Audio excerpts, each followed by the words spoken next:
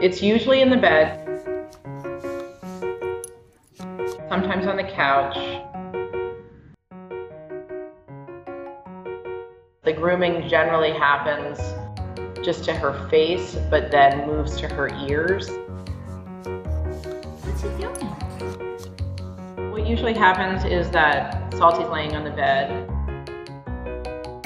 and Lars comes up and hovers nearby, and then Salty will nudge him a couple of times and maybe lick him once or twice to initiate it, and then he will kind of get the hint and start grooming her.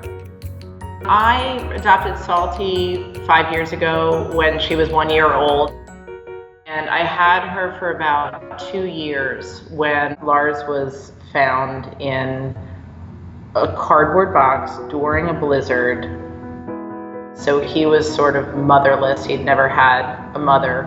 Salty was on high alert, kind of like an older sibling that never wanted a baby.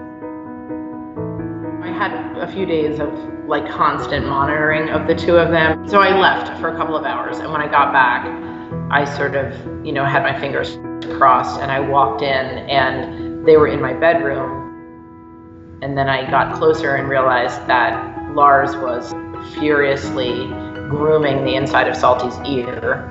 So he was so small, he had his whole head shoved into her ear, and she just had this blissful look on her face. It just seemed like from that moment on that Salty was fine with Lars because he would groom her. The first 2 years that I had Lars, he spent no time paying any attention to me. All of his focus was on Salty. Salty comes back into the house, like Lars immediately sniffs all of her paws, almost like to see where she was. The grooming is one thing, but the wrestling is a whole other story.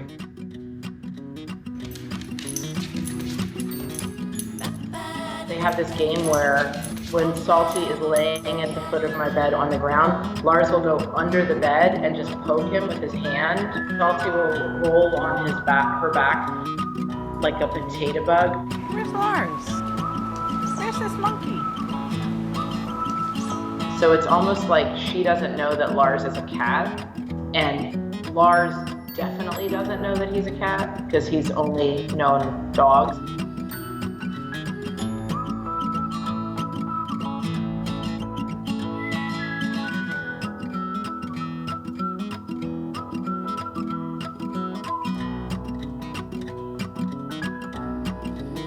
I call him Salty's cat.